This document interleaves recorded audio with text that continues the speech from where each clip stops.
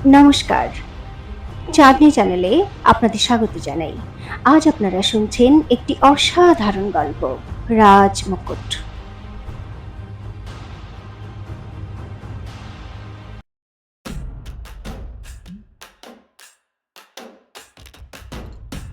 চন্দ্রাবতী চমকে দেখল নৃত্য পরিবেশনকারী নর্তকীদের মধ্যে একজন একটু অন্যরকম যেন। এই নর্তকীকে তো ঝুমুর নৃত্যশিল্পীদের মতো লাগছে না। চন্দ্রাবতীর মনে সন্দেহ জন্ম নিল। আর নাচের ভাবভঙ্গিমা ঝুমুর নর্তকীদের মতো তো নয়, এ তো যাযাবরদের মতো। চন্দ্রাবতীর এই সন্দেহ পরের মুহূর্তে সত্যি প্রমাণিত হলো। ওই নর্তকী হঠাৎ ঝুমুর শিল্পীদের মাঝখান থেকে বেরিয়ে এলো, আর একেবারে দক্ষ যাযাবর নটির মতো নানা রকম কলা প্রদর্শন করতে লাগলো। তা দেখে সবাই চমকে উঠল। ঝুমুর নর্তকীরাও দাঁড়িয়ে পড়ল। হঠাৎ ওই নর্তকী নিজের কাছ থেকে দুটো ছুরি বার করলো আর হাওয়ায় উড়িয়ে নিজের খেলা দেখাতে লাগলো। তা দেখে চন্দ্রাবতী দ্রুত এগিয়ে আস্তে আস্তে চিৎকার করলো, মহারাজ সাবধান! বীরেন্দ্র প্রতাপ একেবারে হতভম্ব হয়ে গেল। ও কিছু বুঝতে পারার আগেই ওই নর্তকী দক্ষতার সঙ্গে একটা ছুরি ওর দিকে ছুঁড়ে মারল। বাতাস ভেদ করে বিদ্যুতের বেগে ওই ছুরি বীরেন্দ্র প্রতাপের দিকে এগিয়ে আসতে লাগলো। তখনই চন্দ্রাবতীও নিজের কোমর থেকে ছুরি বের করে ছুঁড়ে মারল, আর সেটা গিয়ে নর্তকীর ফেলা ছুরিকে ধাক্কা মেরে দূরে ফেলে দিল। বীরেন্দ্র প্রতাপকে মারার চেষ্টা বিফল হলো। ধরো ওকে! চন্দ্রাবতী দ্রুত চিৎকার করল। সঙ্গে সঙ্গে ওখানে উপস্থিত কিন্নাররা ওই নর্তকীর উপর ঝাঁপিয়ে পড়ল। পলকের মধ্যে আনন্দানুষ্ঠানের মনোরম পরিবেশ যুদ্ধের পরিবেশে পরিবর্তিত হয়ে গেল। পাটরানীদের মধ্যে হুটোপুটি পড়ে গেল। উর্বশী তো এত ভয় পেয়ে গেল যে ওর মাথা ঘুরে গেল। বীরেন্দ্র প্রতাপ ওকে সামলাতে লাগলো। মোহিনী ঘাবড়ে গিয়ে চিৎকার করে উঠল, হায়, এ কি হলো? আমার বোনের! কেউ দ্রুত রাজবৈদ্যকে ডেকে আনো! গার্গিয়া সবিতা দ্রুত মোহিনীকে সামলালো, কিন্তু ততক্ষণে ও অচেতন হয়ে পড়েছিল। গার্গিও এখন ঘাবড়ে গেলেন। এদিকে কিন্নররা ওই নর্তকীকে নিজের জিম্মায় নিয়ে নিল। একে নিয়ে গিয়ে কাল কুঠুরিতে বন্ধ করে দাও! রাগে চন্দ্রাবতী চিৎকার করল। নর্তকী ঘাবড়ে গিয়ে বলল, না না না না মহারানী মা, আপনার কোথাও ভুল হচ্ছে। আমি আমি কিচ্ছু করিনি, আমাকে ছেড়ে দিন। কিন্তু চন্দ্রাবতী ওর কোনো কথাই শুনল না। ওর ইশারায় কিন্নর নর্তকীকে নিয়ে কালকুঠুরির দিকে টানতে টানতে এগিয়ে গেল। চন্দ্রাবতী দৌড়ে বীরেন্দ্র প্রতাপের কোলে অচেতন থাকা উর্বশীর কাছে এলো। খবরদার মহারানী মা! মোহিনী রেগে আগুন হয়ে বলল, আমার বোনকে ছুঁয়েও দেখবেন না। হয় আমি কত যত্ন করে আমার ছোট্ট বোনকে মহারাজের হাতে তুলে দিয়েছিলাম, আর এখন যখন ও বিক্রমগড়কে প্রথম উত্তরাধিকারী দিতে চলেছে, দুঃখী জানি কার নজর লাগলো ওর। হে ভগবান, কেন এরকম হয়? যখনই আমি মহারাজার বিক্রমগড়ের ভালো করার জন্য কিছু করি, তখন কারো না কারো খারাপ দৃষ্টি কেন লেগে যায়? শুধু চন্দ্রাবতী নয়, অন্য পাটরানীরাও পরিষ্কার বুঝতে পারল মোহিনী কত সুন্দরভাবে উর্বশীর গর্ভবতী হওয়ার কৃতিত্ব নিজে নিয়ে নেওয়ার চেষ্টা করছে। শুধু তাই নয়, চন্দ্রাবতীকে আবার নতুন কোনো চক্রান্তের শিকার করতে চাইছে ও। চন্দ্রাবতী কঠিন স্বরে বলল, এত চিৎকার করো না মোহিনী। রাগ তোমার স্বাস্থ্যের জন্য ক্ষতিকর। তোমার শরীরে বইতে থাকা বিষ বৃদ্ধি পাবে। আমাকে শুধু একবার উর্বশীকে পরীক্ষা করতে দাও। মোহিনী এক পলকের জন্য বুঝতে পারল না কি বলবে, কিন্তু পরমুহূর্তেই অস্থির হয়ে বলে উঠল, কখনো না! উর্বশী পরীক্ষা রাজবৈদ্য ছাড়া আর কেউ করবে না। না মোহিনী! ওর কথা শেষ হওয়ার আগেই গার্গী ওকে ধমক দিয়ে বললেন, উর্বশীর পরীক্ষা চন্দ্রাবতী ছাড়া অন্য কেউ করবে না, এই দায়িত্ব আমি নিজে ওকে দিয়েছি। এ কথা শেষ করার আগে মোহিনী বলে উঠল, "হুঁ, এই অনুষ্ঠান আয়োজনের দায়িত্ব তো আপনি ওনাকেই দিয়েছিলেন, তাই না? কিন্তু দেখতে তো পেলেন এর ফল কি হলো? কিভাবে হঠাৎ করে রঙ্গ ভঙ্গ হলো, মহারাজের উপর প্রাণঘাতী হামলা করানো হলো। যদি কোনো অনর্থ ঘটে যেত, আমার তো মনে হয় ওই নর্তকী মহারানীর কথাতেই। মহেনে, নিজের মুখ বন্ধ করো।" গার্গী রেগে আগুন হয়ে বললেন, না হলে আমার থেকে খারাপ আর কেউ হবে না। চন্দ্রাবতীকে আগে উর্বশীর পরীক্ষা করতে দাও, তারপর আমি এই নর্তকীরও পরীক্ষা করাবো। গার্গীর ক্রোধের সামনে মোহিনীকে চুপ করতেই হলো। অচেতন উর্বশীকে নিজের বাহুতে সামলে নিয়ে বীরেন্দ্র প্রতাপ চন্দ্রাবতীকে চুপচাপ দেখছিল। যেই চন্দ্রাবতী একবার ওর দিকে তাকালো, ও মাথা নিচু করে নিল। চন্দ্রাবতী উর্বশীর পরীক্ষা করা শুরু করলো। চিন্তার কোনো কারণ নেই রাজমাতা, চন্দ্রাবতী দীর্ঘশ্বাস ছেড়ে বলল। হঠাৎ হওয়া হামলা আর দৌড়াদৌড়িতে ও ভয় পেয়ে গেছে। কিছুক্ষণের মধ্যেই ওর জ্ঞান ফিরে আসবে। এ কথা শুনে নিশ্চিন্ত হয়ে গার্গী বললেন, আমি তো খুব ঘাবড়ে গিয়েছিলাম। মনে হচ্ছিল আমার প্রথম উত্তরাধিকারী আসার পূর্বে কেমন বিঘ্ন ঘটল। কিন্তু ভগবান মুরলী মনোহরের কৃপা যেন সবসময় উর্বশীর উপরেই বজায় থাকে। বড় কুমার, তুমি উর্বশীকে নিজের ঘরে নিয়ে যাও, আর চন্দ্রাবতী, তুমি একটু আমার সঙ্গে এসো। বীরেন্দ্র প্রতাপ অচেতন উর্বশীকে নিজের কোলে তুলে নিয়ে নিজের ঘরের দিকে এগিয়ে গেল, আর চন্দ্রাবতী গার্গীর সঙ্গে ওর পিছন পিছন যেতে লাগলো। এসব দেখে মোহিনী মনে মনে চিন্তিত হতে লাগলো, আর দূরে দাঁড়ানো সুরেলার মুখে একটা হাসি ফুটল। ও নিজের সেবক কিন্নর প্রমীলাকে বলল, নাও প্রমীলা রানী, এতদিন রানীমা হলে শান্তি ছিল, কিন্তু আমি জানতাম এটা ঝড় ওঠার আগের নিস্তব্ধতা। খেলা আবার শুরু হয়ে গেছে, আর তোমার কাজও নজর রাখো কোন খেলোয়াড়ের পাল্লা ভারী হয়। এ কথা শুনে একটা নতুন উদ্যমে প্রমীলার মন ভরে উঠল। ওদিকে নিজের ঘরে ঢুকতেই গার্গী চন্দ্রাবতীকে জিজ্ঞাসা করলেন, এটা কি তোমার গাফিলতি ছিল, নাকি কোনো ষড়যন্ত্র? ওই যাযাবরী নর্তকী আসলে কে, আর এই অনুষ্ঠানে কিভাবে অংশ নিল? চন্দ্রাবতী জানত যে গার্গী ওকে এই প্রশ্নই করবে, সেই জন্য অবাক হলো না।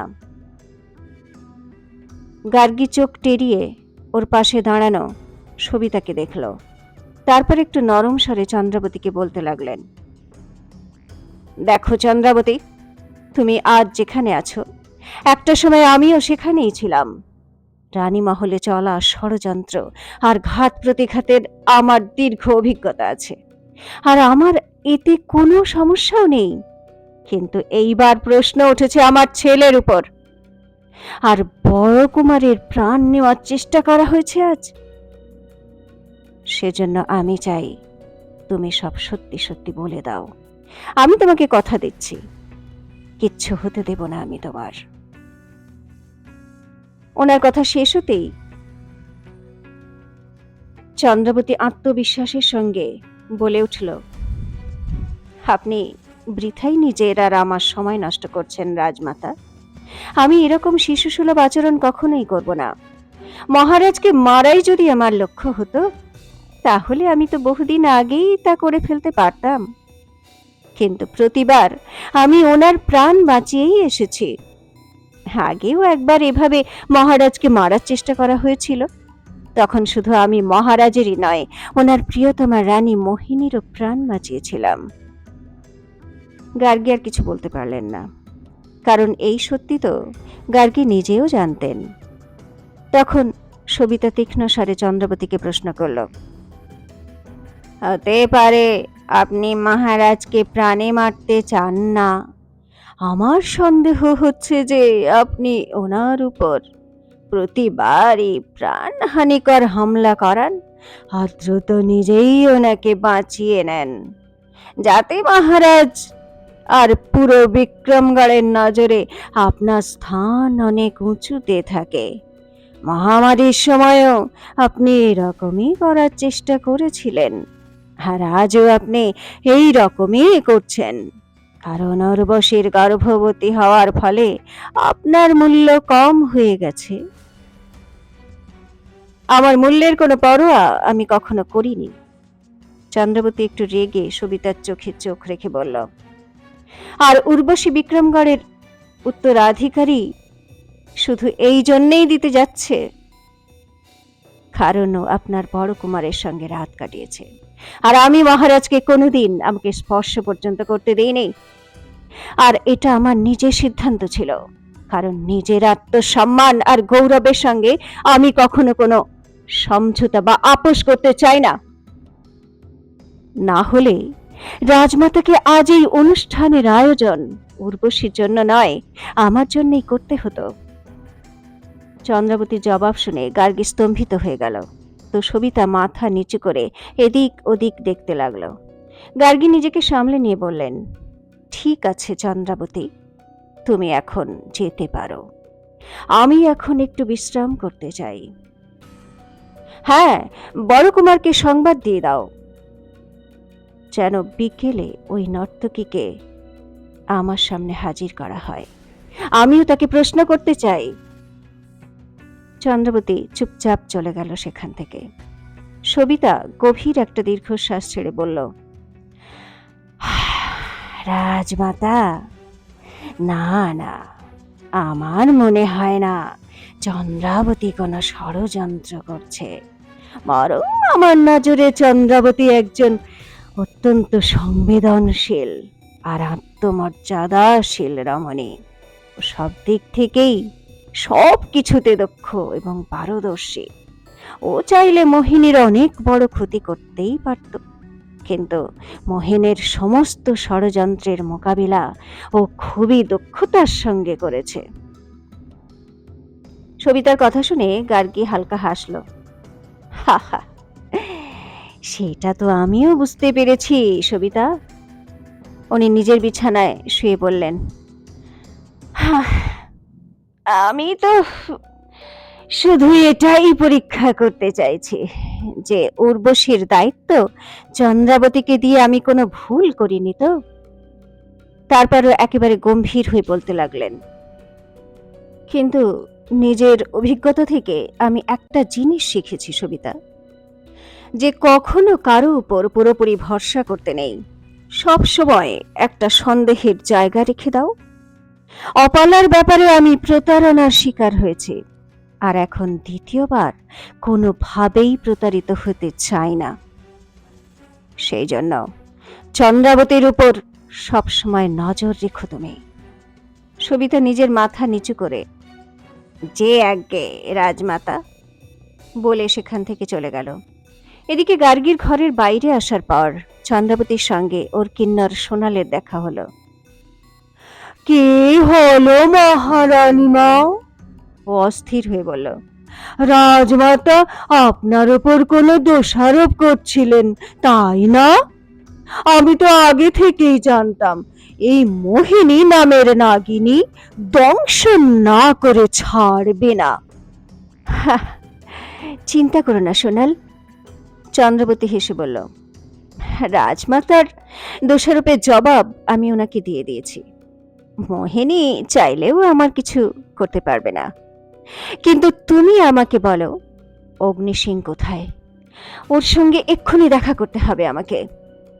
এ কথায় সোনাল সন্দেহের স্বরে বলল, ও তো কাল রাত থেকেই অদৃশ্য হয়ে গেছে মহারানী মা, আর এখনো পর্যন্ত রাজমহলে ফিরেই আসেনি। এ কথা শুনে চন্দ্রাবতীর একটা ঝটকা লাগলো। সেও লক্ষ্য করেছিল যে অগ্নিসিং মাঝে মাঝে কোথাও গায়েব হয়ে যায়, কিন্তু কেন আর কোথায় যায়ও? চন্দ্রাবতীর মনেও একটা সন্দেহ জন্ম নিতে লাগলো। বিকেল হতে না হতেই কালকুঠুরিতে বন্ধ ওই যাযাবর নর্তকীকে বীরেন্দ্র প্রতাপের ঘরে পেশ করা হলো।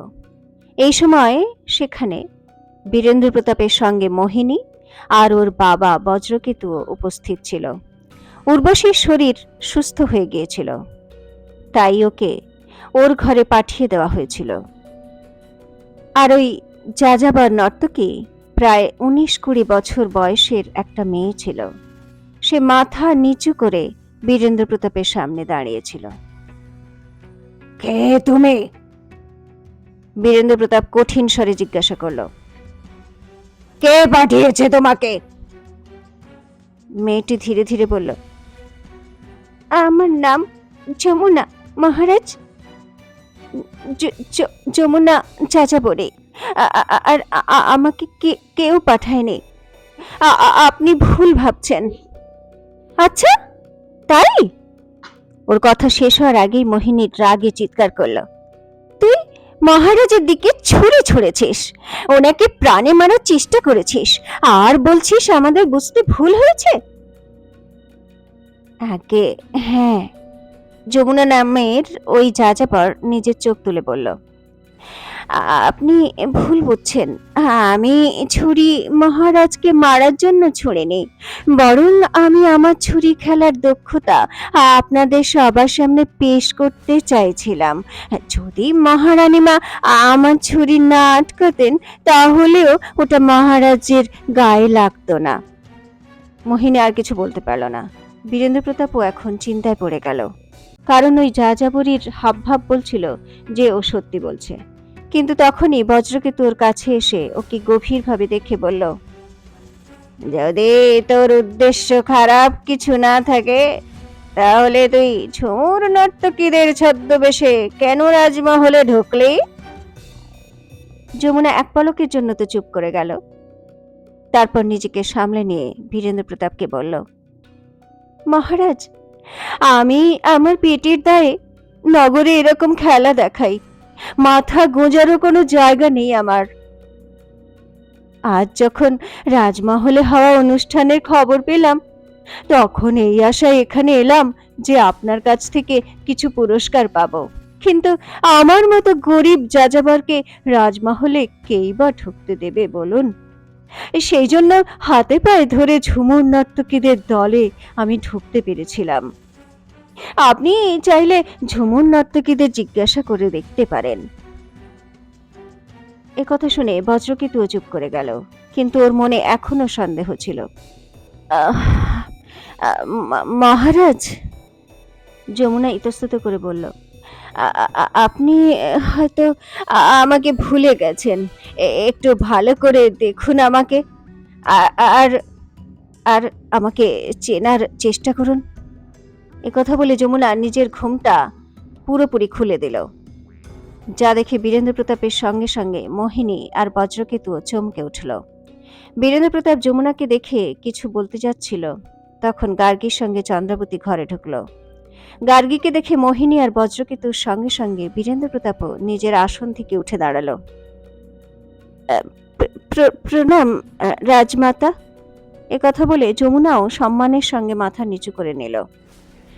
এরকম করার সময় আর চোখে চন্দ্রাবতীর দিকে তাকালো সে, আর যেই চন্দ্রাবতীর চোখে চোখ পড়ল অমনি যমুনা একটা চালাকি ভরা হাসি হেসে উঠল। তো চন্দ্রাবতীকে দেখে হাসির পিছনে কি চাল ছিল যাযাবরী যমুনার? আসলে কে এই যমুনা? সত্যি কি ও কোনো বিশেষ খেলা দেখাতেই চেয়েছিল, নাকি আরো অন্য কিছু? রাজমহলের বাইরে অগ্নিসিং কার সঙ্গে দেখা করতে চায়, আর কেন? জানার জন্য শুনতে থাকুন রাজমুকুট, এক ঐতিহাসিক প্রতিশোধ, শুধুমাত্র চাঁদনীর সঙ্গে, চাঁদনী চ্যানেলে।